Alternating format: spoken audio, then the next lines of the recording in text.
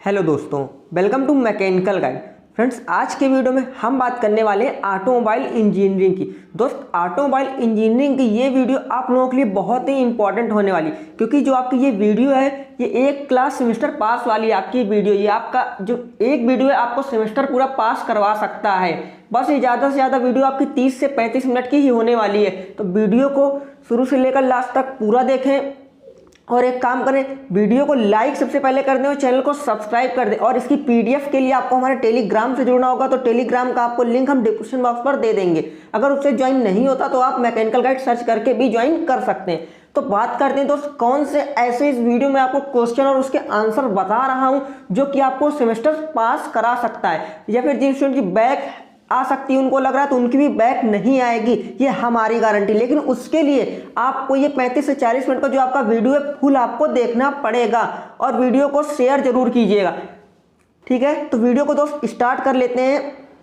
सबसे पहले बात करते हैं जो आपका दिया गया हुआ है, यहाँ पर हम फर्स्ट चैप्टर से उठाए हमने क्वेश्चन। देखिए, इंट्रोडक्शन, ठीक है। इसमें बस आपको वही बताऊंगा जो आपके बोर्ड एग्जाम पर आएगा।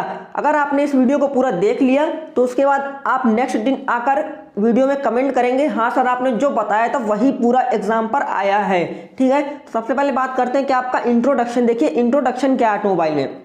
ऑटोमोबाइल आपका होता क्या है? ऑटोमोबाइल जो है आपका दो शब्दों से मिलकर आपका बना होता है, ठीक है। और इसका क्या अर्थ होता है?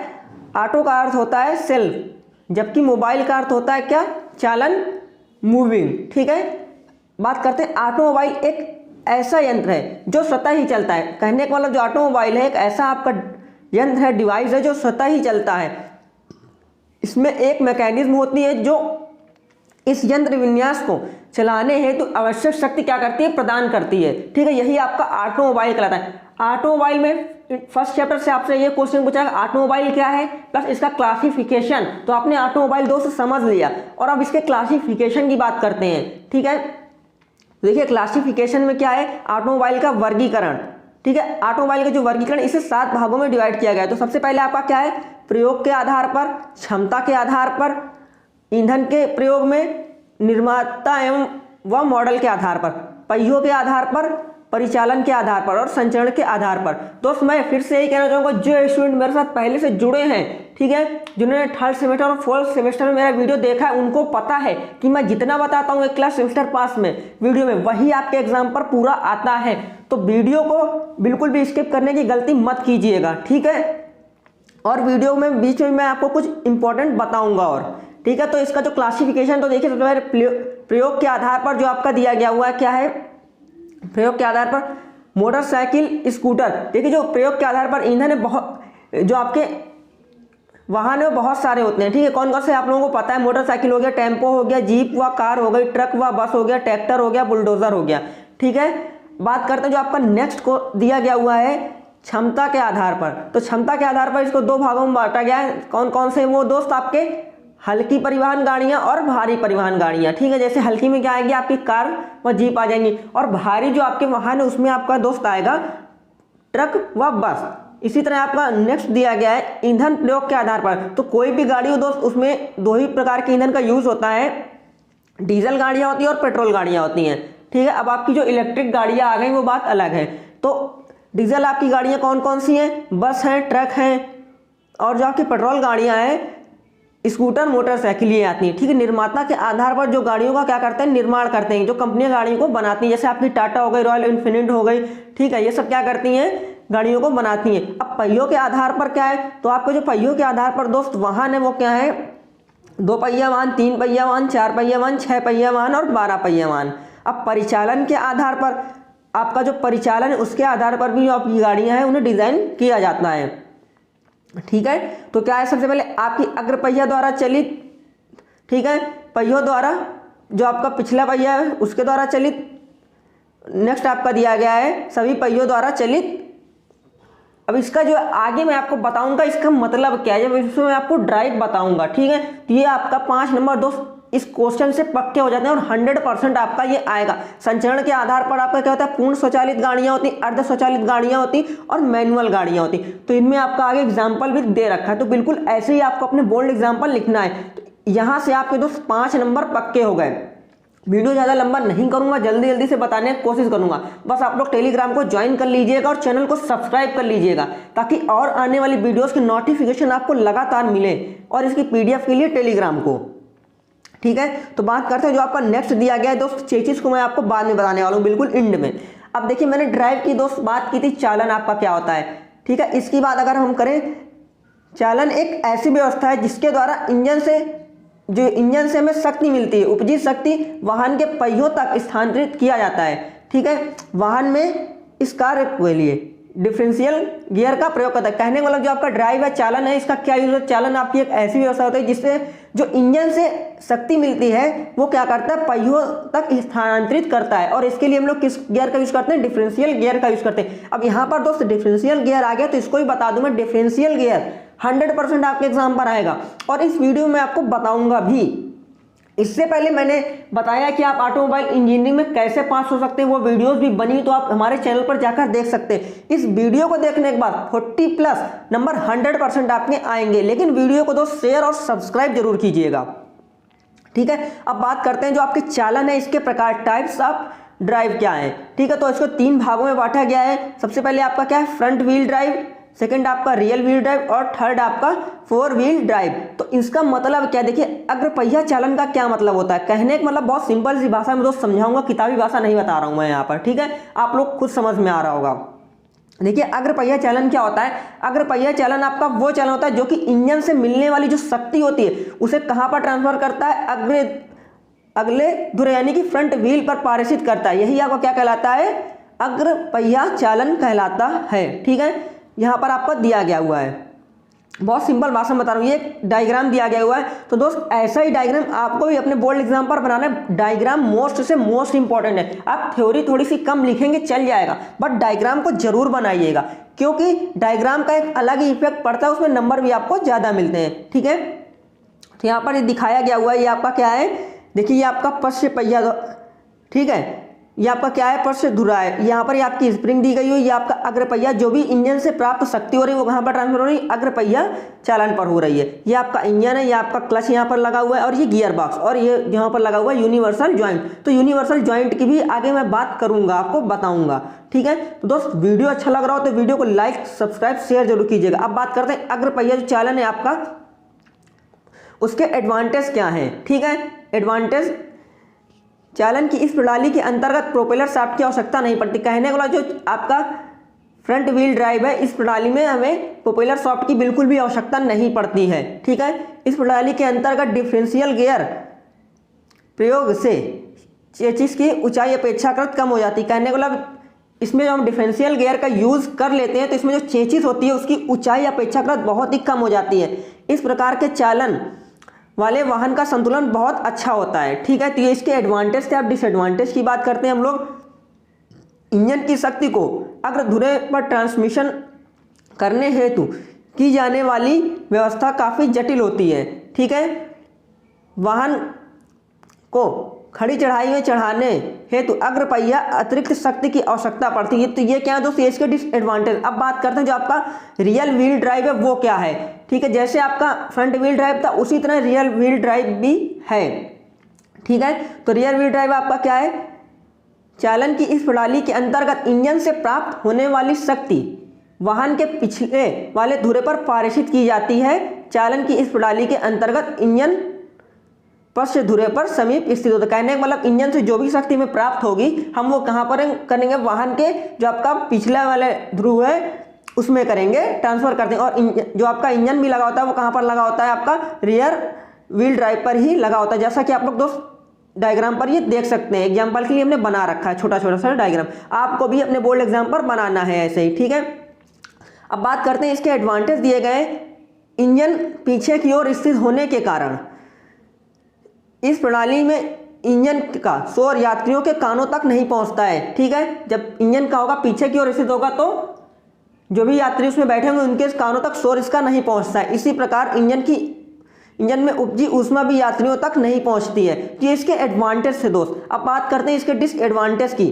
ठीक है, तो इसके डिसएडवांटेज की बात कर लिया, अगर यहाँ पर दिया गया हानि क्या है, इस प्रकार के वाहनों का संतुलन बनाना एक जटिल कार्य हो जाता है। इस प्रकार के जो वाहन है आपका जिनमें जो रियल व्हील ड्राइव है उनमें संतुलन बनाना काफ़ी कठिन हो जाता है। इस प्रणाली वाले वाहनों के अनुरक्षण यानी कि मेंटेनेंस में काफ़ी ज़्यादा अधिक खर्च आता है। अब बात करते हैं दोस्त, आपका जो दिया गया है 4 व्हील ड्राइव 4 पहिया चालन, ये क्या होता है? तो काफ़ी इंपॉर्टेंट है आपका 4 पहिया वाला 4 पहिया वाहन। 4 पहिया चालन के अंतर्गत वाहन के चारों पहिया जो दोस्त होते हैं वो किस तरह कार्य करते हैं? चालक पहिए की बात ही कार्य करते हैं, क्योंकि जो इंजन से प्राप्त होने वाली शक्ति है ना, वो चारों पहियों में दोस्त बराबर बराबर क्या होती है? डिवाइड की जाती है। और इस काम के लिए क्या किया जाता है? एक स्थानांतरण बॉक्स का यूज किया जाता है। ठीक है, यही आपका 4 व्हील ड्राइव कहलाता है। यहाँ पर डायग्राम भी आपका बना हुआ है, तो इस डायग्राम को आप लोग देख सकते हैं बहुत अच्छी तरह से। मैं फिर से यही कहूँगा, टेलीग्राम को जिन्होंने ज्वाइन नहीं किया तो फटाक से टेलीग्राम को ज्वाइन करो, चैनल को सब्सक्राइब करें,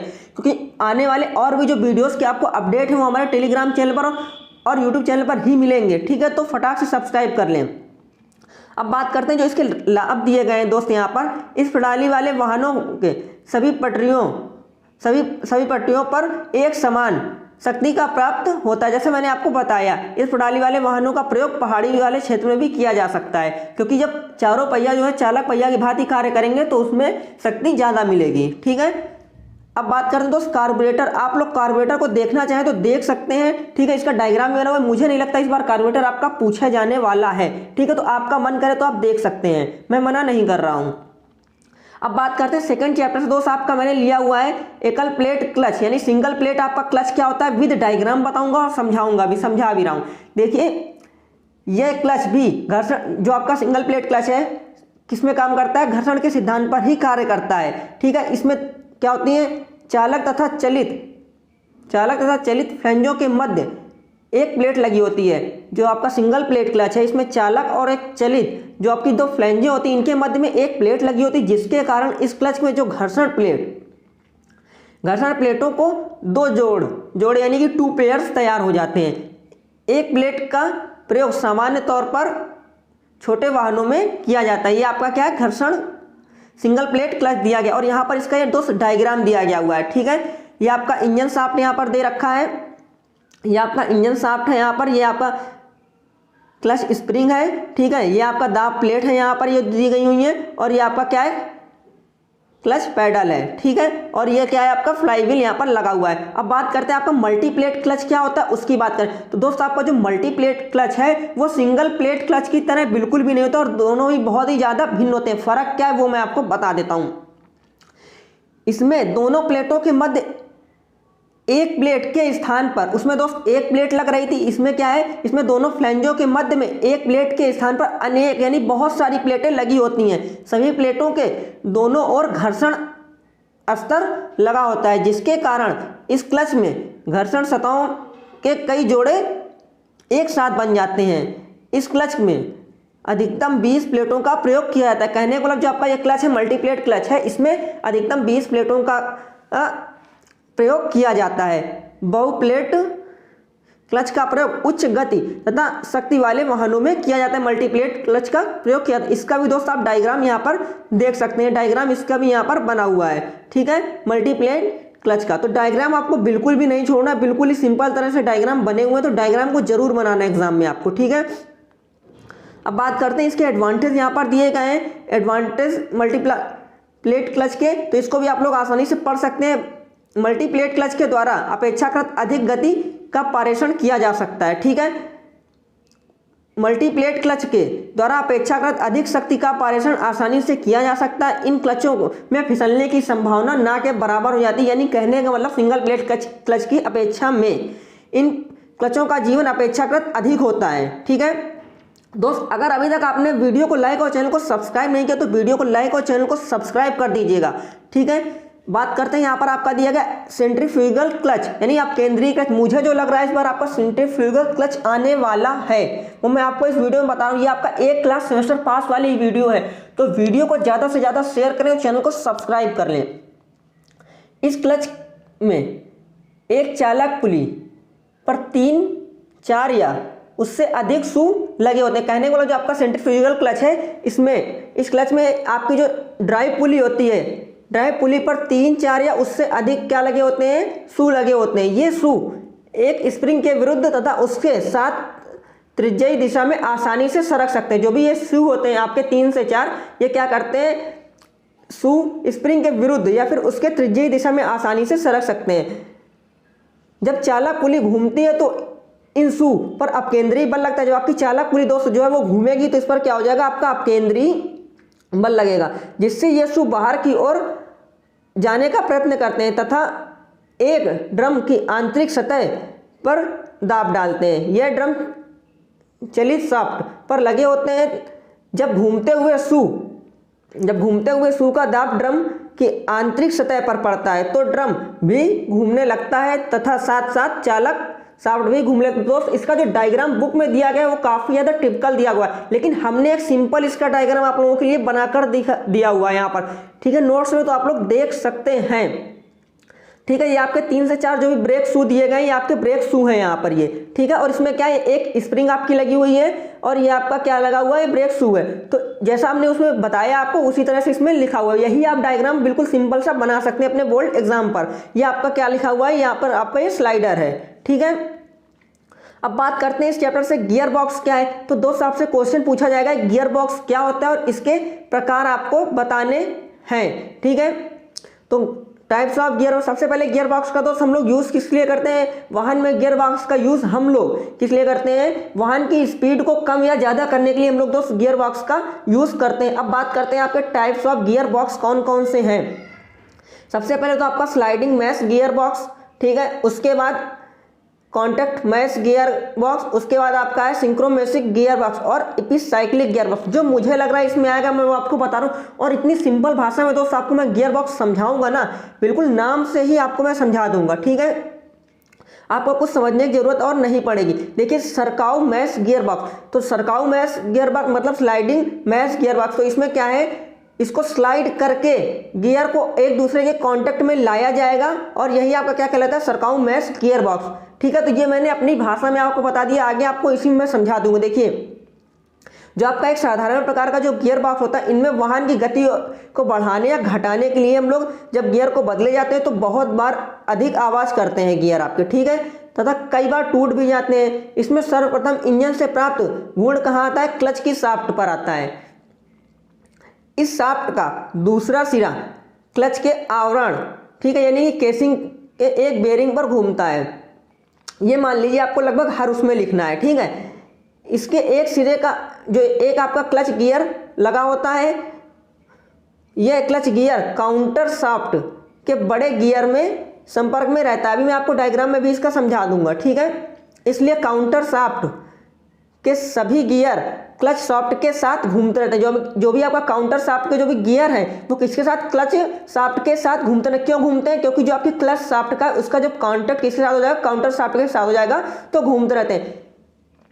इसमें मुख्य शाफ्ट पर कई स्प्लाइन भी कटे होते हैं जिनमें विभिन्न प्रकार के आपके क्या होते हैं, गियर लगे होते हैं, ठीक है। गियर को आसानी से सरकाया जाता है तथा विभिन्न गतियाँ प्रदान की जाती हैं, ठीक है। अब बात करता हूँ, देखिए इसका जो डायग्राम है वो मैं आपको समझा दूँ। ये आपका सरकाऊ मैश गियर बॉक्स का डायग्राम है, जो मैंने उसमें बताया आपका। तो सबसे पहले आपका देख लीजिए, यहाँ पर दोस्त आपका एक क्लच शाफ्ट है, ठीक है, या फिर इसे हम लोग इनपुट शाफ्ट भी बोल सकते हैं। और आपका ये क्या है, ये क्लच शाफ्ट है। उसके बाद ये आपका दिया गया ले शाफ्ट, या फिर हम लोग इसे जो बनी हुई ये शाफ्ट है इसे हम लोग काउंटर शाफ्ट भी बोलते हैं।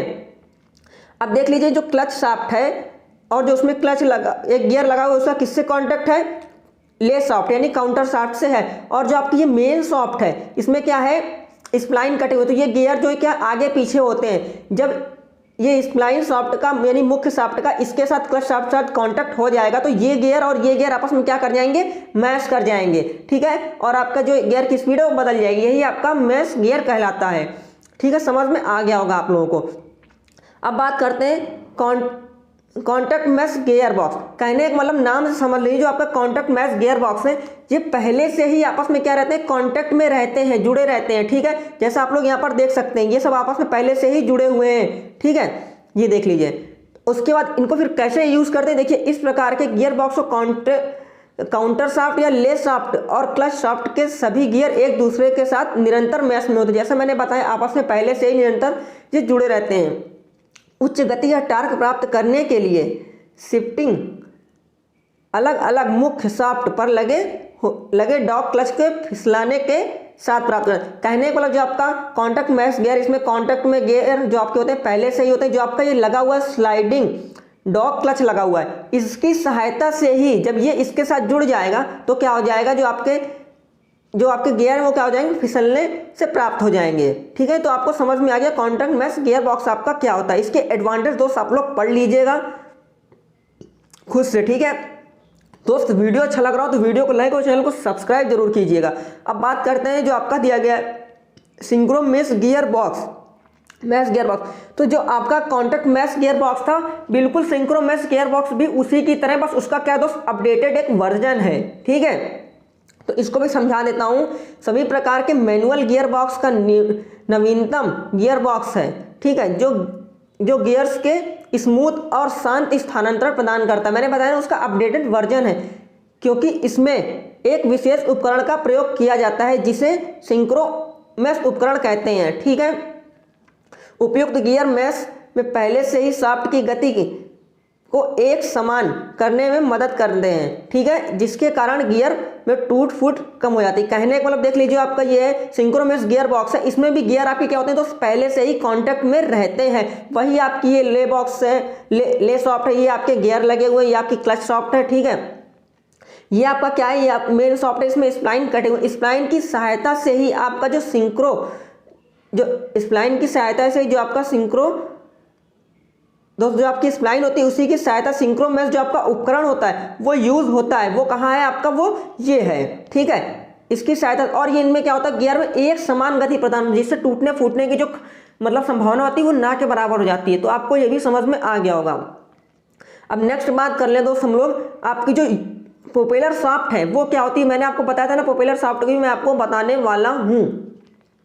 तो देख लीजिए, प्रोपेलर शाफ्ट पर एक स्प्लाइन जॉइंट बना होता है। अभी मैं दिखाऊंगा आपको। प्रोपेलर शाफ्ट पर बाहरी स्प्लाइन तथा यूनिवर्सल जॉइंट योक पर आंतरिक स्प्लाइन बने होते हैं। ठीक है, शाफ्ट के एक भाग को दूसरे भाग को स्प्लाइन की सहायता से शक्ति संचारित की जाती है। चूंकि दोनों भाग अच्छी दिशा में सरक सकते हैं, इसलिए स्प्लाइन जॉइंट कहते हैं। तो ये आपका ये प्रोपेलर शाफ्ट दिया गया हुआ है। ठीक है, तो ये प्रोपेलर शाफ्ट में आप लोग देख सकते हैं, ये आपका स्प्लाइन जॉइंट ये है। ठीक है, और ये आपकी इसकी शाफ्ट है, ये आपका यूनिवर्सल जॉइंट है। ठीक है, ये भी यहाँ पर आपका यूनिवर्सल जॉइंट लगा हुआ है। ठीक है, इतना आपको समझ में आ गया। अब बात करते हैं आगे जो आपका दिया गया हुआ है यूनिवर्सल जॉइंट क्या होता है। तो देखिए, यूनिवर्सल जॉइंट आपका बहुत ही सिंपल भाषा में समझा दूंगा, बहुत ही सरल भाषा में। उससे पहले वीडियो को लाइक और चैनल को सब्सक्राइब कीजिए, क्योंकि आने वाले और भी जो वीडियोस हैं, जो आपके सब्जेक्ट हैं, उनके वीडियोस भी आपको हमारे चैनल पर 1 क्लास सेमेस्टर पास के मिलेंगे। ठीक है, तो जितने भी आप लोगों के ग्रुप वगैरह उनमें वीडियो को शेयर दोस्त जरूर करिएगा। यूनिवर्सल जॉइंट एक प्रकार की क्या होती है दोस्त, कपलिंग होती है, इसलिए इसे यूनिवर्सल कपलिंग के नाम से भी जाना जाता है। और ये आप लोगों को जो मशीन डिजाइन का 5th चैप्टर है कपलिंग वाला, उसमें भी आपको ये देखने को मिलेगा। ठीक है, यूनिवर्सल जॉइंट का प्रयोग दो ऐसी शाफ्टों को दोस्तों जोड़ने के लिए किया जाता है जिनकी अच्छे एक दूसरे में क्या होती है, झुकी हुई हो और एक दूसरे को काटती हो। तो यूनिवर्सल जॉइंट को हम लोग जोड़ने के लिए प्रयोग करते हैं दो ऐसी शाफ्टों को, जैसे यहाँ पर आपको दिखा भी सकते हैं। ठीक है, ये आपका यूनिवर्सल जॉइंट बना हुआ है। ठीक है, ये आपका चलित योक है, ये आपका क्या है, क्रॉस स्लाइडर, और ये चालक योक है। दो ऐसी शाफ्टों को हम लोग जोड़ने के लिए यूनिवर्सल जॉइंट का प्रयोग करते हैं, जिनकी मतलब कि जो एक दूसरे के समान नहीं है, लेकिन उनकी जो अच्छे एक दूसरे को काटेंगी। ठीक है, इसके लिए हम लोग यूनिवर्सल जॉइंट का प्रयोग करते हैं। आपको समझ में आ गया होगा। दोस्त बात करते हैं पावर स्टीयरिंग क्या है आपकी। तो पावर स्टीयरिंग की अगर हम लोग बात करें, देखिए सबसे पहले पावर स्टीयरिंग का क्या है, हम लोग मैनुअल स्टीयरिंग ही यूज होती थी, लेकिन पावर स्टीयरिंग का यूज अब किया जाने लगा है। पावर स्टीयरिंग का जो प्रयोग है ड्राइवर की थकान को कम करने के लिए, जब कभी भी मोड़ आते थे तो बड़े वाहनों में मतलब स्टीयरिंग को घुमाने के लिए बहुत ज़्यादा ड्राइवर को अधिक मतलब मेहनत करनी पड़ती थी, इसमें प्रेशर लगाना पड़ता था, ताकत लगानी पड़ती थी। इसलिए तब हम लोगों को क्या आया, पावर स्टीयरिंग आई, उसका अपडेटेड वर्जन आया। ठीक है, अब इसमें थोड़ा सा समझ लेते हैं। मैंने अपनी भाषा में आपको बता दिया है। वाहन में पावर स्टीयरिंग का प्रयोग ड्राइवर की थकान को कम करने तथा वाहन चलाने में सुविधा प्रदान करने हेतु किया जाता है। पावर स्टीयरिंग सिस्टम का प्रयोग सामान्य तौर पर मध्यम तथा भारी वाहनों में किया जाता है। इसको डिज़ाइन करते समय इस बात का ध्यान रखना चाहिए कि यदि किसी कारणवश पावर स्टीयरिंग कार्यप्रणाली काम करना बंद कर दे तो गाड़ी मैनुअल विधि से भी आसानी से चलाया जा सके। सामान्य स्टीयरिंग प्रणाली के माध्यम में तथा भारी वाहनों को ड्राइवर में अधिक आघूर्ण लगाना पड़ता था, जिससे कि उन्हें थकान बहुत जल्दी हो जाती थी। तो यही आपका पावर स्टीयरिंग है, जैसे मैंने आपको समझाया। अब इसके एडवांटेज दिए गए हुए तो उस पावर स्टीयरिंग के उसको भी हम लोग थोड़ा सा देख लेते हैं। इसके प्रयोग से वाहन चलाने में ड्राइवर को थकान कम होती है, ठीक है। और इसका क्या हो जाएगा, वाहन जो है अचानक से जंप लेने की स्थिति में स्टीयरिंग पहिया तुरंत पीछे की ओर क्या होता है, झुका नहीं लेते हैं, जिससे ड्राइवर के द्वारा वाहन को नियंत्रित करने में थोड़ा सा समय मिल जाता है, ठीक है। तो इसके एडवांटेज थे पावर स्टीयरिंग के। अब बात करते हैं आगे जो दिया गया हुआ है दोस्त। इस चैप्टर से आपका एक एकरमैन स्टीयरिंग यंत्र वाली है और एक डेविस गियर है स्टीयरिंग का। तो इन दोनों में से कोई एक गियर 100% आपसे पूछा जाएगा, एकरमैन पूछा जाए या फिर डेविस गियर पूछा जाए, तो आप लोग उसके लिए टेलीग्राम को ज्वाइन कीजिए। पीडीएफ हम आपको वहीं पर प्रोवाइड करेंगे, तो इसको आप लोग वहां से देख सकते हैं, एकरमैन और डेविस गियर सिस्टम, ठीक है। क्योंकि वीडियो काफ़ी ज़्यादा लंबा हो जाएगा तो हम सब कुछ इसमें नहीं बता सकते हैं, ठीक है। अब बात करते हैं ब्रेकिंग प्रणाली। तो ब्रेकिंग प्रणाली क्या है, हम लोग ब्रेक का दोस्त यूज़ क्यों करते हैं। ब्रेक का हम लोग यूज़ गाड़ी की वाहन को जो होता है वाहन की स्पीड को कम करने के लिए या फिर उसे बिल्कुल ही रोकने के लिए हम लोग ब्रेक का यूज़ करते हैं। किसी भी वाहन में ब्रेक एक अहम भूमिका होती है। ब्रेकिंग के बिना किसी भी वाहन को पाना या चलाने की कल्पना करना भी बिल्कुल असंभव है। दोस्त अगर अभी तक आपने वीडियो को लाइक और चैनल को सब्सक्राइब नहीं किया तो सब्सक्राइब कीजिए और कमेंट भी कीजिए, ताकि और भी जो आप लोगों के सब्जेक्ट के वीडियोस हैं बहुत जल्दी हम आप लोगों को प्रोवाइड कराने वाले हैं, ठीक है।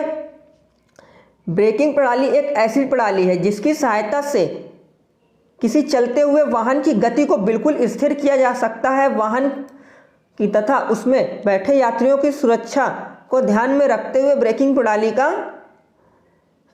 मतलब कि उसका क्या होना चाहिए, अति आवश्यक है। अब बात करते हैं अच्छी ब्रेकिंग प्रणाली के मुख्य रूप से निम्नलिखित भाग होने चाहिए। तो कहने को जबकि अच्छी ब्रेकिंग प्रणाली है इसमें क्या क्या मतलब होने चाहिए। वाहन में प्रयुक्त ब्रेकिंग प्रणाली एक ऐसी हो ताकि आवश्यकता पड़ने पर वाहन को अचानक रोका जा सके। कहने का मतलब मान लीजिए वाहन को अचानक तुरंत रोका जा सके, जैसे कोई भी आगे आ गया तो तुरंत ब्रेक लगाकर वाहन को रोका जा सके, ठीक है। ब्रेक लगाते समय ब्रेक के पार्ट्स अधिक गर्म नहीं होने चाहिए या फिर अधिक गर्म होने पर शीघ्र ही ठंडे हो जाने चाहिए। अगर अधिक गर्म होंगे तो फिर ब्रेक में इफेक्ट पड़ेगा, ठीक है। ब्रेकिंग प्रणाली ऐसी ताकि वर्षा के समय भी दक्षतापूर्ण, मतलब जैसे सभी मौसम में काम कर रही थी वैसे वर्षा के समय में भी काम करे। अगर ऐसा नहीं करेगी तो ब्रेक नहीं लगेगा तो एक्सीडेंट हो जाएगा, जो कि आप लोग बहुत अच्छी तरह से जानते हैं। उसके पार्ट्स कम से कम घिसने चाहिए ब्रेक के। तो आगे आप लोग पढ़ लीजिएगा। और हमें need of brake in vehicles, हमें ब्रेक्स है उनकी आवश्यकता क्यों है व्हीकल्स पर, जो वाहन है उनमें क्यों है, तो इसको भी आप लोग पढ़ लीजिएगा, ठीक है। जो मैंने मैं आपको वो भी बताते जा रहा हूँ। नेक्स्ट आपसे दोस्त क्वेश्चन पूछा जाएगा क्लासिफिकेशन ऑफ ब्रेक्स। तो आपको बताना है क्लासिफिकेशन ऑफ ब्रेक्स। आपके 4 से 5 टाइप की इसमें ब्रेक दी गई जो कि काफ़ी ज़्यादा इंपॉर्टेंट हैं। मैं आपको बता दूंगा कौन सी ब्रेक आने वाली है, लेकिन उससे पहले वीडियो को लाइक और चैनल को सब्सक्राइब करिए, ठीक है। तो देखिए क्लासिफिकेशन करते हैं प्रचालन प्रणाली के अनुसार। इसके अंतर्गत आपकी आती है यांत्रिक ब्रेक आती है, द्रवी ब्रेक आती है, वायु ब्रेक आती है और निर्वात ब्रेक आती है। तो ये 4 ब्रेक आपकी एक ऐसी है इंपॉर्टेंट है जिनमें से कोई 2 ब्रेक 5-5 नंबर में आपकी जरूर पूछी जाएंगी, ठीक है। नेक्स्ट आपका दिया गया संचरण के अनुसार ड्रम ब्रेक या डिस्क ब्रेक। उसके बाद दिया गया उद्देश्य के अनुसार service brake, parking brake. Next आपका दिया गया प्रयोग के अनुसार हस्तचालित ब्रेक और पैर चलित ब्रेक, ठीक है। तो अब ये थी आपका ब्रेक का क्लासिफिकेशन। अब बात करें दोस्त आपकी जो मैकेनिकल ब्रेक है, जो आपकी वायु ब्रेक है, जो वैक्यूम ब्रेक है, ठीक है, जो हाइड्रोलिक ब्रेक है, इनके बारे में मैं पहले भी बता चुका हूं। इनमें से कोई 2 ब्रेक आपकी 100% आएंगी, ठीक है। तो 10 नंबर में इसमें आपसे पूछा जाएगा। मैकेनिकल ब्रेक आपकी क्या होती है। सबसे पहले जब दोस्त वाहन का मतलब कि ऑटोमोबाइल इंडस्ट्रीज का स्टार्ट हुआ था तो सबसे पहले कौन सी आपकी जब मैकेनिकल ब्रेक ही आई थी और इन्हीं का प्रयोग किया जाता था। यांत्रिक ब्रेक में ब्रेकों की क्रियाओं पूर्ण करने के लिए यांत्रिक प्रणाली का प्रयोग किया जाता है, ठीक है। जब आरंभ में ऑटोमोबाइल का विकास हुआ तो उस समय वाहन में ब्रेकिंग क्रिया को प्राप्त करने के लिए हम लोग यांत्रिक ब्रेक का ही प्रयोग किया जाता था। हालांकि समय को जो आपका जो समय इतना ज़्यादा मतलब कि आगे आ चुका है, अपडेट हो चुका है, तो इनमें क्या होता है हम लोग यांत्रिक ब्रेकों का यूज़ बहुत ही कम करते हैं। अब आपने देखा होगा सभी ब्रेकों में अधिकतर हाइड्रोलिक ब्रेक का ही यूज़ किया जाता है। ठीक है, इतना आपको समझ में आ गया। अब बात करते हैं यांत्रिक प्रणाली के भाग। जो आपकी यांत्रिक ब्रेक है उसके कौन कौन से उसमें पार्ट्स लगे होते हैं। ब्रेक पैडल, हस्त ब्रेक लीवर, केंद्रीय क्षण, brake drum, brake shoe, brake तार, ब्रेक लीवर, ब्रेक समंजस क्षण। ठीक है, अब ये इसकी संरचना दी गई हुई है। 2 ब्रेक शू लगे हैं, दोनों ब्रेक शू अलग अलग फलक्रम पर, ठीक है, पिवट रहते हैं। ब्रेक शू की सतह पर ऐसे फाइबर घर्षण पदार्थ का लाइनर लगा होता है। ठीक है, तो इसकी 2 संरचना दी गई। अब हम लोग मेन पॉइंट पे आते हैं, जो आपका ब्रेक है। यहाँ पर देखिए एक छोटा सा डायग्राम दिया गया है। अगर आप लोग इस डायग्राम को भी बनाते हैं ना, भाई मैं इसका ब्रेक का मैकेनिकल ब्रेक का एक दूसरा डायग्राम भी इसमें दिखाऊंगा, लेकिन अगर आप इस डायग्राम को भी बना देंगे तो एग्जामिनर आपको फुल मार्क्स देगा। ठीक है, ऐसा नहीं कि इस डायग्राम को अगर आप बनाएंगे तो नंबर नहीं मिलेंगे। ठीक है, सबसे पहले आपका दोस्त दिया गया ये क्या आपका, ये जो है ड्रम है। ठीक है, ड्रम के बाद आपका यहाँ पर क्या लगा हुआ है, ये आपका जो है, ये आपका क्या है, ये आपकी ब्रेक लाइनर है। ठीक है, ये आपकी ब्रेक लाइनर, और उसके बाद ये दोस्त आपका जो ये आपका ब्रेक शू है। ठीक है, और ये 2 क्या है आपकी जो है ये पिन है। ठीक है, ये इसका क्या ब्रेक का एक्सल है, ये स्प्रिंग है और ये ब्रेक है। ठीक है, एक वो है मान लीजिए आपका वर्क पीस एक तरह से मान लीजिए। ठीक है, अब इसे हम लोग इसकी जो कार्य प्रणाली उसको समझ लेते हैं। यांत्रिक ब्रेक की कार्य प्रणाली समझने के लिए चारों व्हील पर यांत्रिक ब्रेक दिखाए गए हैं। लीवर, तार तथा छड़ों के विन्यास से प्रत्येक व्हील का ब्रेक पैडल से संबंधित होता है। ठीक है, ब्रेक पैडल दबाने पर तारों द्वारा प्लेट पर लगा कैम क्या होता है, घूमता है। इससे दोनों ब्रेक शू बाहर की ओर खींचते हैं। ठीक है, ब्रेक लाइनर की सहायता से ब्रेक ड्रम पे घर्षण बल लगाते हैं तथा फिर क्या होता है आपका जो चारों व्हील हैं एक साथ ब्रेक लगाते हैं और व्हील सही रुक जाते हैं। ठीक है, तो कहने का मतलब आपका एक नेक्स्ट डायग्राम जो है देख लीजिए, ये आपका नेक्स्ट डायग्राम है जो दिया गया हुआ है मैकेनिकल ब्रेक का, जिसको तो मैंने आपको ही बता दिया है।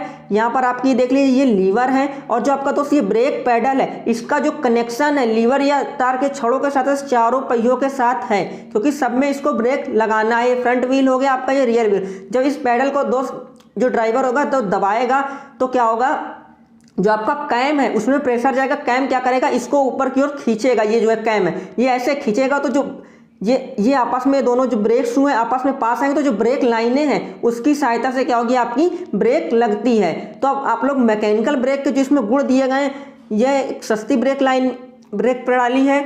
इसका जो मेंटेनेंस है वो भी काफ़ी सरलता से हो जाता है। तो इसके जो एडवांटेज और डिसएडवांटेज हैं वो दिए गए, वो आप लोग पढ़ सकते हैं। अब हम लोग दोस्त बात करते हैं जो आपकी हाइड्रोलिक ब्रेक है, इसकी बात कर लेते हैं। ठीक है, हाइड्रोलिक ब्रेक आपकी काफ़ी इंपॉर्टेंट है। द्रवीय ब्रेक प्रणाली के अंतर्गत ब्रेकिंग क्रिया हेतु आवश्यक शक्ति द्रव द्वारा प्राप्त की जाती है। कहने का मतलब जो आपकी हाइड्रोलिक ब्रेक है इसमें जो आवश्यक शक्ति है ब्रेक के लिए हम लोग वो किसके द्वारा लेते हैं, वो द्रव के द्वारा प्राप्त की जाती है। इस प्रणाली में प्रयोग का मुख्य लाभ यह है कि वाहन चालन द्वारा ब्रेक पैडल दबाते ही चारों पहियों में एक समान दाब लगता है। ठीक है, जिसके कारण ब्रेकिंग क्रिया अधिक प्रभावी होती है। और इसके मुख्य भाग दिए गए मास्टर सिलेंडर हो गया, व्हील सिलेंडर हो गया, ब्रेक की जो कड़ियां हैं, ब्रेक पैडल हो गया, फलक्रम लीवर हो गया, brake shoe, brake drum, brake के प्लेट, 3 मार्ग वाला यूनियन, दृढ़ ब्रेक पाइप, लचीला brake pipe, brake shoe, spring. ठीक है, तो ये आपका क्या मुख्य भाग इसके देंगे। अब इसका जो प्रिंसिपल है वो किस सिद्धांत पर कार्य करता है, इसको भी हम लोग आप देख लेते हैं। द्रवीय ब्रेक जो आपका है प्रणाली क्या पास्कल के नियम पर आधारित होती है। पास्कल के नियम के अनुसार स्थिर द्रव पर सभी दिशाओं में समान बल लगता है। पास्कल का नियम आप लोगों ने हाइड्रोलिक्स में पढ़ा होगा। तो पास्कल का नियम दोस्त ये कहता है कोई भी आपका अगर स्थिर द्रव है तो उसमें क्या है जो बल लगेगा वो क्या है सभी दिशाओं में समान लगेगा। ठीक है, तो इसका जो डायग्राम दिया गया हुआ है वो आप लोग समझ सकते हैं। और डायग्राम हमने बहुत क्लियर बनाए हैं ताकि आप लोग भी डायग्राम बोर्ड एग्जाम में क्लियर बनाएंगे तो आपको फुल में से फुल मार्क्स मिलेंगे। ये आपका पूरा वही होगा जैसे आपने मैकेनिकल ब्रेक में देखा था। ये यहाँ पर स्प्रिंग हो गई। ठीक है, उसके बाद ये देखिए ये आपका क्या है 3 लाइनर लगा हुआ है। ठीक है, सबसे पहले मास्टर सिलेंडर, यहाँ से ब्रेक पैडल है, ब्रेक पैडल, उसके बाद ये आपका मास्टर सिलेंडर दिया गया, 3 मार्ग वाला यूनियन है, और ये आपका क्या है, डिस्क ब्रेक वाले पहिए हैं। ये आपका डिस्क ब्रेक वाले पहिए दोनों लगे हुए हैं। ठीक है, तो आपको समझ में आ गया होगा, जैसे मैंने उसमें बता रखा है आपको। अब इसकी कार्यविधि भी दी गई हुई है, तो आप लोग देखिए, द्रवीय ब्रेक प्रणाली स्प्रिंग छड़ों तथा केबल के स्थान पर द्रवीय पाइप का प्रयोग किया जाता है। ठीक है, इस प्रणाली में सबसे महत्वपूर्ण भाग का नाम जो है मास्टर सिलेंडर होता है। तो आपका मास्टर सिलेंडर भी दोस्त कई बार 5 नंबर में केवल पूछा जा चुका है। मास्टर सिलेंडर में ब्रेक तरल भरा होता है। क्या होता है, मास्टर सिलेंडर जो होता है आपका, उसमें ब्रेक तरल भरा होता है। ठीक है, मास्टर सिलेंडर पाइप द्वारा सभी व्हील सिलेंडर से जुड़ा होता है। ठीक है, सामान्यतः जो यहाँ पर दिया गया हुआ है, सामान्यतः पिछले व्हील पर शू ब्रेक का प्रयोग किया जाता है। अगले व्हील पर अब डिस्क ब्रेक का प्रयोग किया जाने लगा है। ब्रेक पैडल दबाने पर मास्टर सिलेंडर से निकलकर ब्रेक पर तरल पाइप द्वारा चारों व्हीलों पर पहुंचता है। तरल का दाब चारों ब्रेकों पर एक साथ प्रभावी होकर वाहन को रोक देता है। ठीक है, ब्रेक शू में एक छोटा सिलेंडर लगा होता है। ठीक है, जिसे व्हील सिलेंडर कहते हैं, जबकि द्रवीय ब्रेक में शू को फैलाने का कार्य करता है। अब इसी तरह इसके भी तो डिसएडवांटेज दिए गए हुए हैं और एडवांटेज दिए गए, तो एडवांटेज और डिसएडवांटेज आप लोग इसके पढ़ लीजिएगा। अब हम लोग बात करते हैं आपका दोस्त जो नेक्स्ट यहाँ पर उससे लिया गया सस्पेंशन सिस्टम हमने लिया है। ये आपका एक क्लास सेमेस्टर पास वाली वीडियो है दोस्त, आपकी मैराथन क्लास हो रही, तो वीडियो को लाइक और चैनल को सब्सक्राइब कीजिएगा। आप लोगों के कमेंट पर ही ये वीडियो बनाया गया हुआ है। ठीक है, सबसे पहले किसी भी वाहन सस्पेंशन सिस्टम आपका देखिए होता क्या है। सस्पेंशन सिस्टम हम लोग क्या करते हैं, वाहन में इसलिए यूज़ करते हैं ताकि जो आपको वाहन में जो झटके का कम यूज़ हो, मतलब झटके कम लगे, जो यात्री बैठे हैं उनमें झटके कम लगे, इसीलिए हम लोग सस्पेंशन सिस्टम का यूज़ करते हैं। सस्पेंशन सिस्टम झटकों को क्या करते हैं, सोख लेते हैं। किसी भी वाहन के लिए सस्पेंशन प्रणाली एक महत्वपूर्ण तथा अभिन्न अंग होता है। वाहन में सस्पेंशन प्रणाली का प्रयोग वाहन के पुर्जों को सुरक्षित रखना तथा उनमें बैठे यात्रियों को आराम को ध्यान में रखते हुए किया जाता है। अतः सस्पेंशन प्रणाली एक ऐसी प्रणाली है जो सड़क में गड्ढे इत्यादि झटकों को यात्रियों तक पहुंचने से क्या करता है, उसमें अंदर ही सोख लेता है। जैसे मैंने आपको बताया कि झटकों को सोखने का कार्य करता है आपका जो सस्पेंशन प्रणाली है। ठीक है, आई होप आपको दोस्त समझ में आ गया होगा, और वीडियो अच्छा लग रहा हो तो वीडियो को लाइक और सब्सक्राइब जरूर कीजिएगा। ठीक है, सस्पेंशन प्रणाली के कार्य क्या होते हैं, देखिए, सड़क पर गड्ढे आदि के झटकों को सहन करना, गाड़ी के जो पुर्जे होते हैं टूट फूट से इनको बचाना। अगर सस्पेंशन का नहीं यूज़ किया जाएगा सिस्टम का, मान लीजिए गाड़ी के जो पुर्जे हैं हम उसे वेल्डिंग से जॉइंट कर देते हैं, तो क्या होगा, जब भी गड्ढे में आएंगे तो सारे पुर्जे जो है आपस में टूट जाएंगे, अलग अलग हो जाएंगे। ठीक है, गाड़ी में बैठे यात्रियों को गड्ढे आदि से झटकों से बचाना।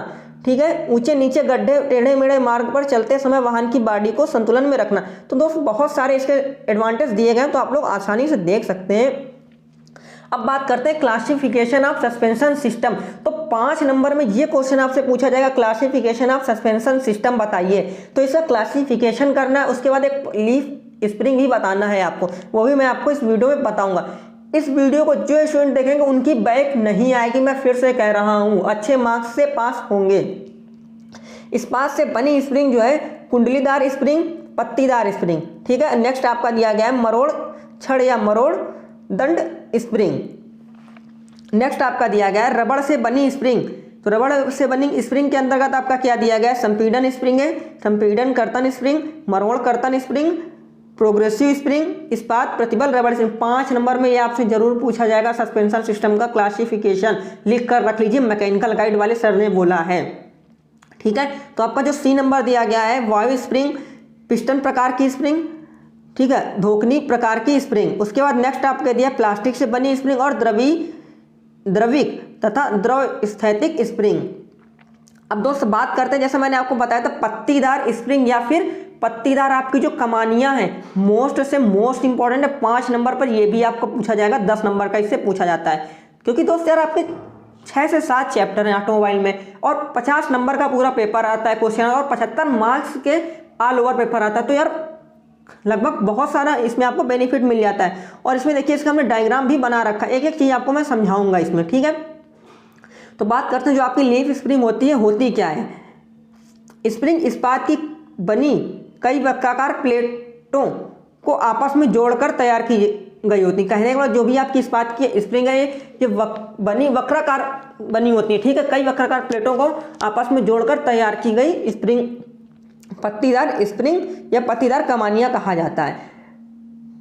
पत्तियों की संख्या सामान्यतः 4 से 7 के मध्य रखी जाती है। जो भी आपकी पत्तीदार स्प्रिंग या लीफ स्प्रिंग, इनकी जो कमानियों की संख्या होती है वो कितनी 4 से 7 के मध्य में रखा जाता है। प्रत्येक पत्ती की जो लंबाई होती है वो अलग अलग होती है, किसी भी पत्ती की लंबाई समान नहीं होगी, परंतु जो इनकी चौड़ाई और मोटाई होगी वो एक समान रखी जाती है, ठीक है। सबसे ऊपरी सर्वाधिक जो लंबी पत्ती लगाई जाती है तथा उसके बाद जो भी पत्तियां होती हैं वो दोस्त छोटी छोटी पत्तियां लगाई जाती हैं। इस पत्ती को हम लोग मास्टर पत्ती भी कहते हैं। मास्टर पत्ती दोनों किनारों पर क्या होती है दोस्त, मुड़ी हुई होती है, जिन्हें हम लोग आंख कहते हैं। सभी पत्तियों को आपस में स्ट्रैप या क्लैंप व केंद्रीय बोल्ट की सहायता से जकड़कर रखा जाता है। आप लोगों ने देखा भी होगा ये जो सस्पेंशन सिस्टम है लीफ स्प्रिंग लगी होती है। देखिए अब इसको समझा देता हूँ। देखिए सभी जो भी आपकी पत्तियां दी गई हैं वो अलग अलग साइज की हैं लेंथ में, ठीक है, और इनकी जो चौड़ाई और मोटाई है वो क्या होती है एकदम इक्वल रहती है, समान रहती है, ठीक है। इतना आपको समझ में आ गया। जो बड़ी पत्ती होती है उसे क्या होती है ऊपर से मुड़ी होती है हल्की, देखिए जैसा मुड़ी है, इसे हम लोग क्या इसकी आई भी बोलते हैं, ठीक है। ये आपका जो बोल्ट लगा इसे हम लोग यू क्लैंप बोल्ट भी बोलते हैं, ठीक है। और जो पत्तियां हैं सब आपस में बराबर से, तो ऊपर वाली जो पत्ती होती है इसे हम लोग मास्टर पत्ती भी कहते हैं। इतना आपको समझ में आ गया होगा। अब इसके जो मुख्य भाग है वो बात कर लेते हैं, कौन कौन से इसमें मुख्य भाग दिए गए हैं, ठीक है। रबड़ या ब्रॉस का बना ब्रूस, ठीक है। मुख्य पत्तियां, सहायक पत्तियां, अन्य छोटी पत्तियां, फ्रेम का स्लाइड मेंबर, यू बोल्ट, ठीक है, यू क्लैंप, यू बोल्ट, उसके बाद दिया गया केंद्रीय बोल्ट, साइकिल पिन, ठीक है। तो जो जो इसमें भाग दिए गए ऐसा ही बिल्कुल आपको बोर्ड एग्जाम पर अपने लिखना है। अब बात करते हैं दोस्त आपका जो दिया गया है ये एयर सस्पेंशन सिस्टम आपका क्या है। कभी 5 नंबर पर कभी कभी ये भी पूछ लेता है वायु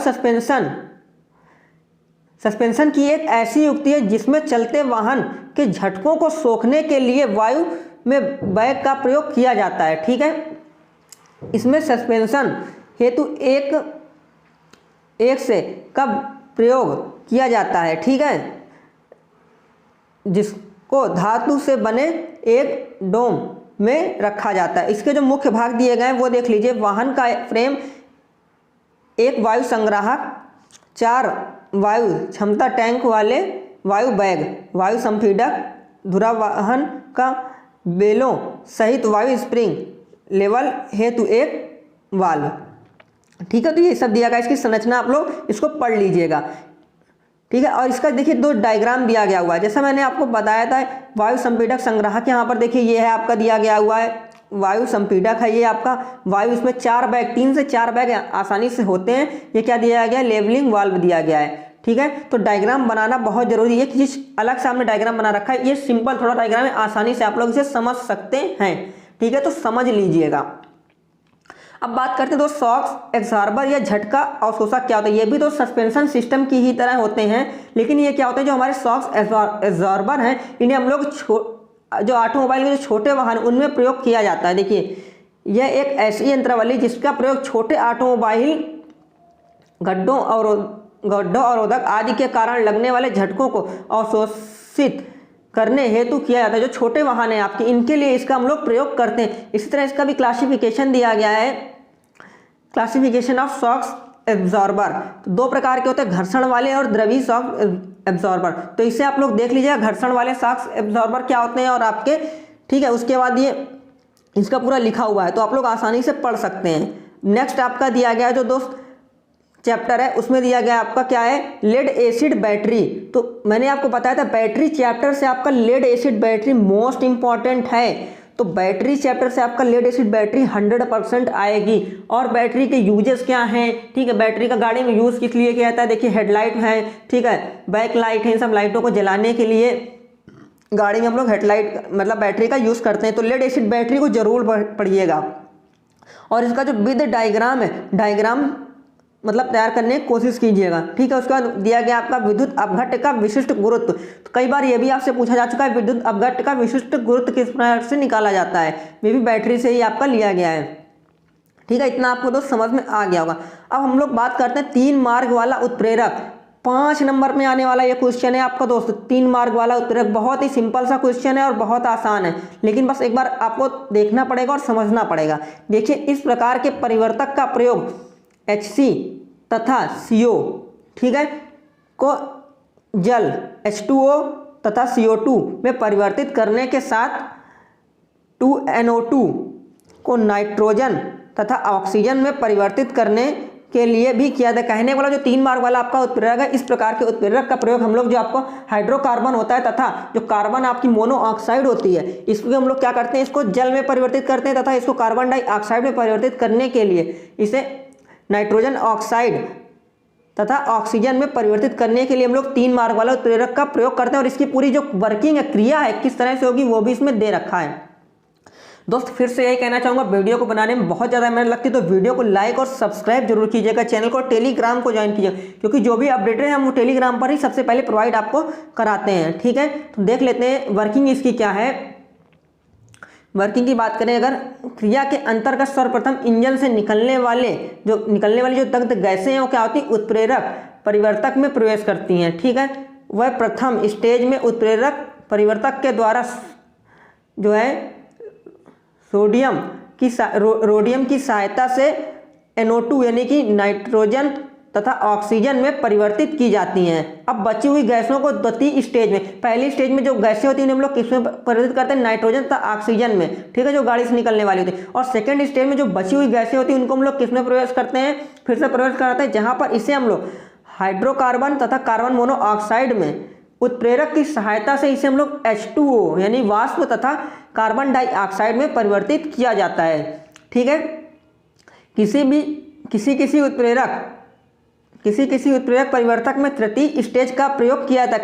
किसी उत्प्रेरक में तृतीय स्टेज का प्रयोग किया जाता है, नहीं तो बहुत सारे जिनमें प्रयोग नहीं किया जाता है, जिसमें शेष बची हुई गैसों को और अधिक शुद्ध किया जाता है। इस प्रकार इसके द्वारा फ्लू गैसों को शुद्ध करके नाइट्रोजन जलवाष्प तथा कार्बन डाइऑक्साइड में परिवर्तित करके वायुमंडल में फिर से छोड़ दिया जाता है। तो इसका जो पूरा प्रोसेस यहाँ पर दिया गया, इसका डायग्राम दिया गया, डायग्राम मोस्ट इंपॉर्टेंट है। सबसे पहले जो आपकी दग्ध गैसें यहाँ से हम लोग क्या करेंगे दोस्त, प्रवेश कराएंगे। ठीक है, उसके बाद यहाँ पर ये दिया गया आपका पूरा मधुमक्खी का एक तरह से छत्ता होता है। उसके बाद ये आपका परिवर्तक की प्रथम, ये वाली जो स्टेज है परिवर्तक की प्रथम स्टेज है। यहाँ से आपको परिवर्तक की प्रथम स्टेज, ये आपकी जो सेकंड स्टेज दी गई है, ये वायु आपका, ये वाला जो है ये वायु कक्ष आपका बना हुआ है। ये आपकी जो तृतीय स्टेज है। बहुत ही कम उत्प्रेरक पर तृतीय स्टेज कराई जाती है। उसके बाद जो भी साफ गैसें निकलती हैं उसे हम लोग क्या करते हैं, वायुमंडल पर भेज देते हैं। ठीक है, इतना आपको समझ में आ गया होगा। अब बात करते हैं जो नेक्स्ट आपका क्वेश्चन दिया गया हुआ है, टायर, ट्यूब वाले टायर। तो टायर की तो दोस्त अभी हम लोगों ने बात की ही नहीं। तो टायर की अगर बात करें तो आपके टायर का 2 टाइप्स के टायर और ट्यूब का यूज़ करते हैं। जो आपकी ट्यूब होती हैं, एक आपके जो होते हैं ट्यूबलेस टायर होते हैं, और जिनमें एक टायर ऐसे होते हैं जिनमें हम लोग ट्यूब का यूज़ करते हैं। तो ये क्या है, आपका ट्यूब वाले टायर है। इसकी बात कर लें, ट्यूब वाले टायर 2 भागों में बने होते हैं। इनमें एक भाग ढांचा तथा दूसरा भाग ट्रेड कहलाता है। इस प्रकार के टायरों के साथ रबड़ की बनी एक ट्यूब का प्रयोग किया जाता है। इस ट्यूब को टायर व रिम के मध्य किया जाता है, लगाया जाता है। ठीक है, 3 प्रकार के होते हैं ये आपके। ठीक है, इसको आप लोग देख लीजिएगा। अब बात करते हैं जो आपके ट्यूबलेस टायर होते हैं। ट्यूबलेस टायर के साथ ट्यूब का प्रयोग नहीं किया जाता है। इस प्रकार वाले टायरों में हवा भरने हेतु वाल्व डबरी अनेक रिम में ही लगी होती है। कहने वाला देखिए, जो आपके ट्यूब वाले टायर और जो ट्यूबलेस टायर, उनमें एक डिफरेंस बता दूं। ट्यूब वाले टायरों में हमेशा हम लोगों को ट्यूब यूज़ करना पड़ता है, और जो ट्यूबलेस टायर उनमें हम लोगों को ट्यूब यूज़ करने की आवश्यकता नहीं पड़ती। और इसका एडवांटेज भी यही है कि मान लीजिए जो आपका ट्यूबलेस टायर है उनमें क्या होती है, अगर मान लीजिए आपका टायर जब पंचर भी हो जाता है तो ये मान लीजिए 4 से 5 किलोमीटर आप लोग बिना उसमें पंचर लगवाए भी आसानी से आ सकते हैं। और ट्यूब वाले टायरों में ऐसा कुछ नहीं होता है। तो यही इसका एडवांटेज और डिसएडवांटेज दिया गया हुआ है।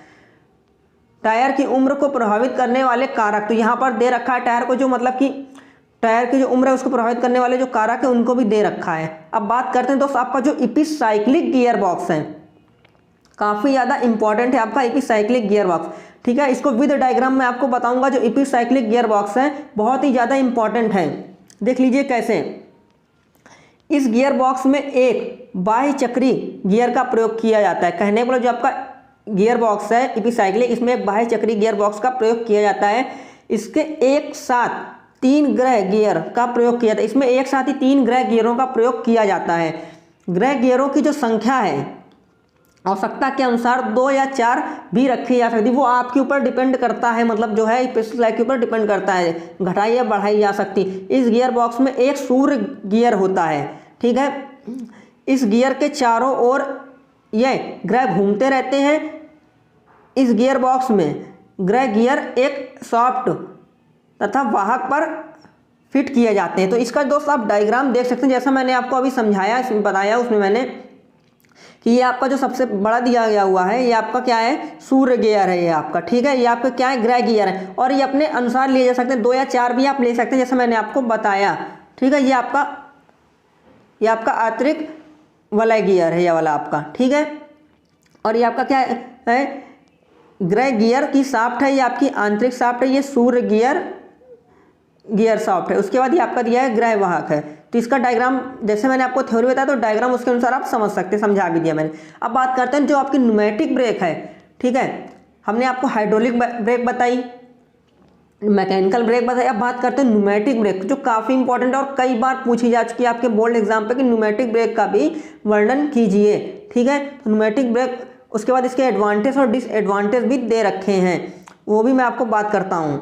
देखिए जो आपकी वायु ब्रेक है, वायु ब्रेक भी द्रवीय ब्रेक की ही भांति है। जो आपकी द्रवीय ब्रेक है वायु ब्रेक भी द्रवीय ब्रेक की ही भांति है। इन दोनों में अंतर यह है कि द्रवीय ब्रेक में हम लोग किसकी आवश्यकता पड़ती है, हम लोगों को शयन यानी द्रव की आवश्यकता पड़ती है, और जबकि वायु ब्रेक में इसकी आवश्यक शक्ति प्राप्त करने हेतु हम लोग संपीड़ित वायु का यूज़ करते हैं, मतलब कंप्रेस्ड वायु का यूज़ करते हैं। और कंप्रेस्ड वायु को आप लोगों ने 4th सेमेस्टर में RAC में पढ़ा होगा, ठीक है।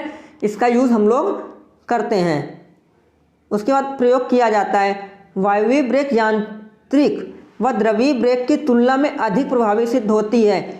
चालक के कम प्रयास पर अधिक ब्रेक की तीव्रता बनी रहती भारी वाहनों के लिए प्रयोग किया। कहने का मतलब जो आपका मैकेनिकल ब्रेक है और जो आपका हाइड्रोलिक ब्रेक, उन सब का अपडेटेड वर्जन है आपका न्यूमेटिक ब्रेक, जो कि उनसे बहुत ही ज़्यादा अच्छी कारगर है, ठीक है।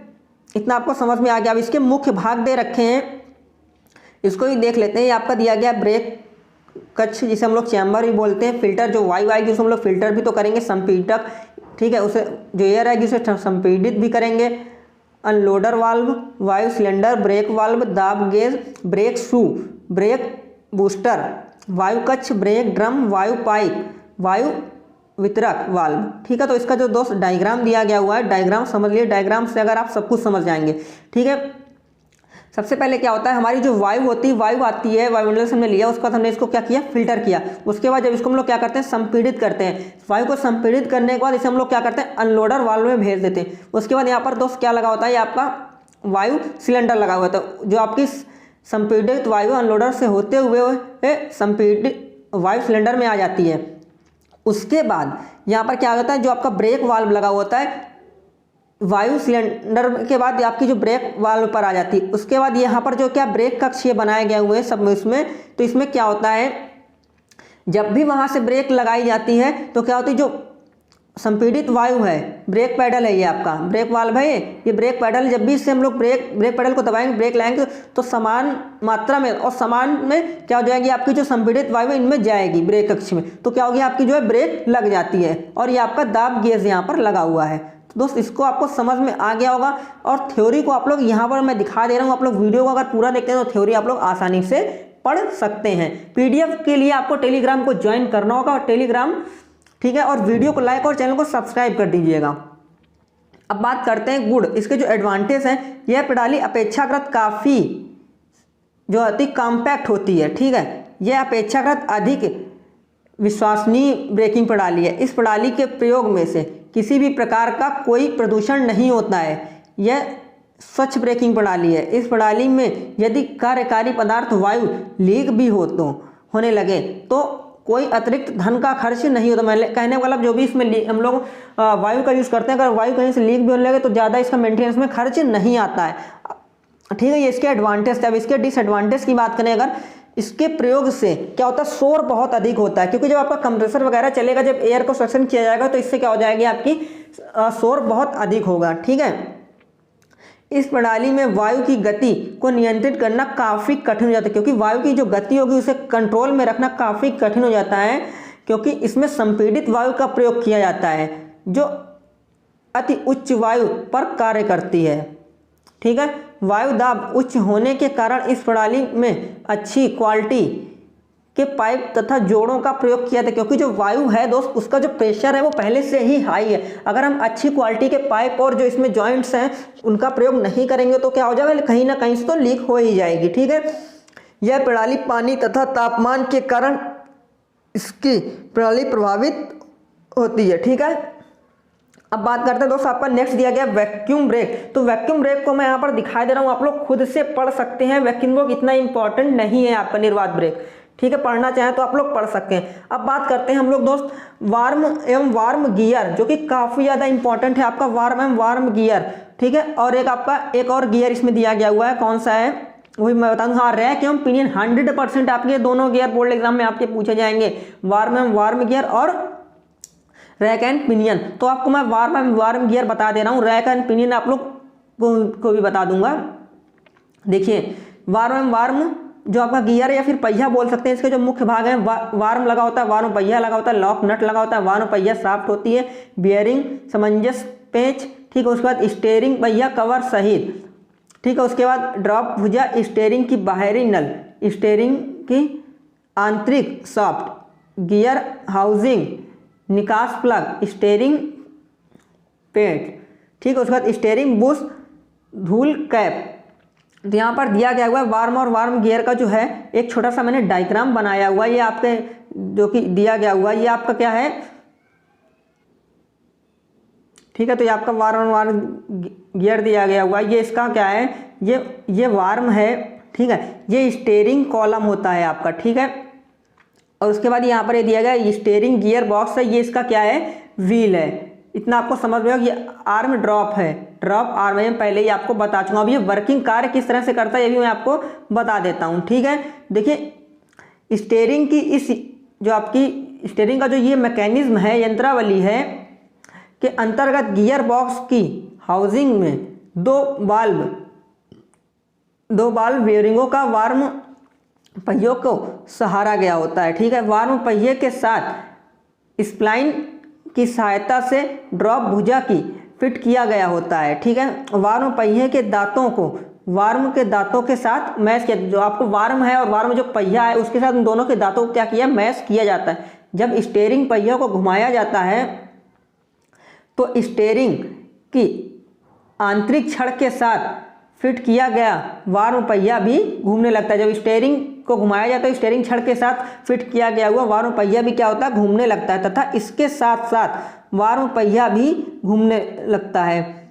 साथ ही वार्म पहिया की शाफ्ट के साथ जोड़ों ड्रॉप भुजा भी गतिमान हो जाती है। ठीक है, तो इसी तरह आपका नेक्स्ट दोस्त दिया गया है रैक एवं पिनियन। तो रैक एंड पिनियन वाला भी दिया गया, इसे भी आप लोग देख सकते हैं बहुत ही आसानी से। ठीक है, तो बात करते हैं रैक पिनियन वाला दिया गया हुआ है, रैक पिनियन की यंत्रावली। तो इस रैक पिनियन को आप लोग देख लीजिएगा, रैक वार्म गियर से ज़्यादा रैक पिनियन आप लोगों का इंपॉर्टेंट है। ठीक है, अगर दोस्त अभी तक आपने वीडियो को लाइक और चैनल को सब्सक्राइब नहीं किया तो सब्सक्राइब कर दीजिएगा। केवल ये 25 क्वेश्चन ही मैंने इसमें बताया और उसके आंसर आपको, जो कि काफ़ी ज़्यादा इंपॉर्टेंट हैं आप लोगों के लिए। अब बात करता हूँ जो डिफरेंशियल गियर असेंबली है उसकी बात करूँ, तो डिफरेंशियल गियर का यहाँ पर दोस्त मैं डायग्राम भी मैंने बनाया हुआ है। ये तो इससे पहले मैं आपको इसका थ्योरी बता देता हूँ, उसके बाद आपको डिफरेंशियल गियर बताऊँगा, इसका डायग्राम मैं आपको दिखाऊँगा। ठीक है, तो देखिए, जब एक कार सीधी दिशा में गति करती है तब कार के सभी पहिए समान चाल में घूमते। कहने वाला जब एक कार सीधी दिशा में गति करती तो कार के जितने भी पहिए समान चाल से घूमते हैं, परंतु जब कार किसी मोड़ पर मुड़ती है तब बाहरी पहियों को अधिक दूरी तय करनी पड़ती। कहने वाला जब कार किसी मोड़ में मुड़ती है तो जो कार के बाहरी पहिए होते हैं उन्हें अधिक दूरी तय करनी पड़ती है।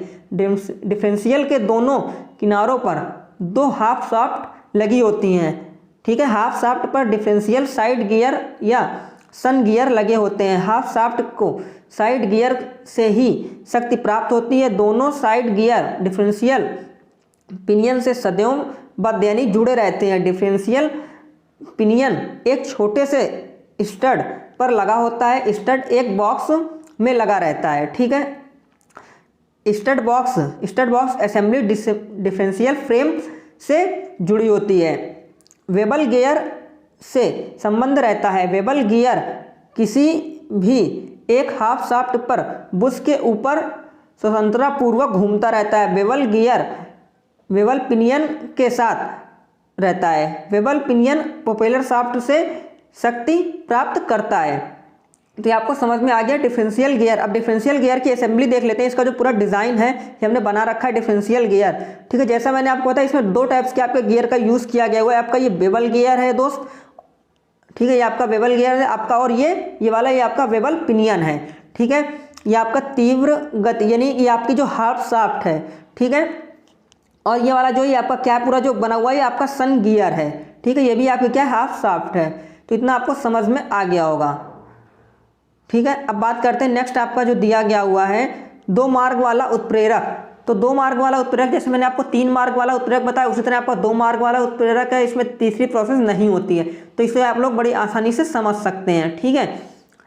और 3 मार्ग वाला उत्प्रेरक मैं आपको पहले ही बता चुका हूँ, काफ़ी ज़्यादा इंपॉर्टेंट। अब बात करते हैं दोस्त चेचिस की। अगर हम लोग कर लें layout of chassis, most important है आपका चेचिस ऑटोमोबाइल इंजीनियरिंग में, ठीक है। तो देखिए चेचिस गाड़ियों के लिए एक न्यू की तरह कार्य करती है, अतः चेचिस के साथ सभी मुख्य पुर्जे लगे होते हैं। कहने वाला जो आपकी चेचिस है, चेचिस क्या गाड़ियों का जो होता है पूरी तरह एक न्यू की तरह कार्य करती है। चेचिस में ही गाड़ियों के सभी मुख्य भाग या जिसमें पुर्जे लगे होते हैं। इंजन का रेडिएटर, संचरण तंत्र, इसके अंदर आता है आपका क्लच आता है, गियर बॉक्स आता है, प्रोपेलर शाफ्ट आती है। ये सब मैं आपको पहले ही बता चुका हूँ। निम्बलन तरह, ठीक है, पिछले यानी कि पहिए आपके जो हैं, ब्रेक, ईंधन बॉक्स। अब इसका पूरा मैं आपको लेआउट भी दिखाऊंगा अभी। फ्रेम देखिए इन सभी पुर्जों को 2 प्रकार से लगा सकते हैं, परंपरागत तरीके से और यूनिटरी तरीके से। अब बात करते हैं जो आपका फ्रेम है। सबसे पहले चेचिस का जो फ्रेम है वो क्या होता है, ठीक है। चेचिस को बहुत अच्छे से पढ़िएगा। यह चेचिस का एक मुख्य भाग होता है। इसमें 2 लंबी तथा मजबूत कांटों का प्रयोग किया जाता है। इन साइड और लॉन्ग मेंबर के नाम से जाना जाता है। इनके साथ 4 या अधिक क्रॉस मेंबर भी जोड़ा जाता है, ठीक है, जिन पर विभिन्न पार्ट्स को सहारा जाता है। ये आपका फ्रेम कहलाता है। अब दोस्त हम लोग बात करें जो आपका इंजन होता है। सामान्य तौर पर इंजन को वाहक के सबसे आगे फिट किया जाता है। इसके द्वारा वाहन चलाने हेतु शक्ति उत्पन्न होती है। कहने वाला जो इंजन होता है इसे वाहन में सबसे आगे फिट किया जाता है, क्योंकि इसमें जो है इंजन से ही हमें शक्ति मिलती है वाहन को। नेक्स्ट आपका दिया गया है गियर बॉक्स। आपका गियर बॉक्स क्या होता है, यह एक ऐसी यंत्रावली है जो इंजन से उपजने वाली शक्ति है, इसको क्या करती है, क्लच के माध्यम से वाहन के ध्रुव तक पहुंचाती है गियर बॉक्स, ठीक है। अब बात करते हैं दोस्त आपका क्लच इंजन की गतिपाल पहिया यानी कि फ्लाई व्हील के सॉफ्ट के साथ जुड़ा होता है तथा इंजन से उपजने वाली शक्ति को गियर बॉक्स तक पहुंचाता है। अब प्रोपेलर शाफ्ट आपकी क्या होती है, प्रोपेलर शाफ्ट मैं आपको आगे बता भी चुका हूँ, फिर भी मैं आपको बता देता हूँ एक बार। देखिए प्रोपेलर शाफ्ट क्या है, यह खोखली तथा लंबी शाफ्ट होती है जिसको गियर बॉक्स तथा डिफरेंशियल के मध्य में जोड़ी गई होती है। इस शाफ्ट का मुख्य कार्य गियर बॉक्स से प्राप्त होने वाली शक्ति को डिफरेंशियल तक पहुंचाना है। तो आपकी जो प्रोपेलर शाफ्ट होती है दोस्तों क्या होती है, एक खोखली शाफ्ट होती है, ठीक है। इसको गियर बॉक्स तथा डिफरेंशियल के मध्य में जोड़ा गया होता है। इसका मुख्य जो कार्य होता है, जो गियर बॉक्स से प्राप्त जो ऊर्जा होती है उसे क्या करना है, शक्ति होती है डिफरेंशियल गियर तक पहुंचाना है। अब फ्रंट एक्सिस में आपको पहले ही बता चुका हूं दोस्त, और रियर एक्सिस में आपको पहले ही बता चुका हूं। अब बात करता हूं स्टीयरिंग का यूज़ हम लोग किस लिए करते हैं, हमने बता रखा है। आपको चेचिस के लेआउट में पूरा ऐसे ही लिखना पड़ेगा और बनाना पड़ेगा, मैं आपको बता रहा हूं जैसे, ठीक है। स्टीयरिंग का यूज़ हम लोग वाहन को मोड़ने के लिए करते हैं दाएं बाएं, ठीक है, सीधी सिंपल सी बात। और सस्पेंशन सिस्टम का यूज़ हम लोग किस लिए करते हैं, वाहन में लगने वाले झटकों को, जो रोड में गड्ढे होते हैं उनसे जो झटके लगते हैं ताकि जो यात्रीगण उसमें बैठे हो तो उनको झटके ना लगे, सेफ रहें, इसके लिए हम लोग सस्पेंशन सिस्टम का यूज़ करते हैं। अब ब्रेकिंग सिस्टम का यूज़ हम लोग किस लिए करते हैं, ब्रेक सिस्टम का यूज़ हम लोग इसलिए करते हैं ताकि ब्रेक को अचानक से कभी भी रोकना हो तो रोका जा सके, या फिर वाहन की स्पीड को कम करना है, फिर बिल्कुल जीरो करने के लिए हम लोग ब्रेक सिस्टम का यूज़ करते हैं। तो दोस्त यहाँ पर एक डायग्राम भी बना हुआ है ब्रेक सिस्टम का, आप लोग देख सकते हैं। दोस्त आज की वीडियो में बस इतना ही, जितना मैंने बताया आपको, ये वीडियो अगर आप पूरा देख लेते तो आपके 40+ नंबर कहीं नहीं गए हैं। वीडियो को शुरू से लास्ट तक जो स्टूडेंट देखेंगे उनको बेनिफिट मिलेगा। अगर आप लोग और भी सब्जेक्ट के वीडियोस चाहिए, मशीन डिज़ाइन, टॉम, इन सब के 1 क्लास सेमेस्टर पास के, तो आप हमें कमेंट करके बता सकते हैं। दोस्त मिलते हैं एक और नेक्स्ट वीडियो पर।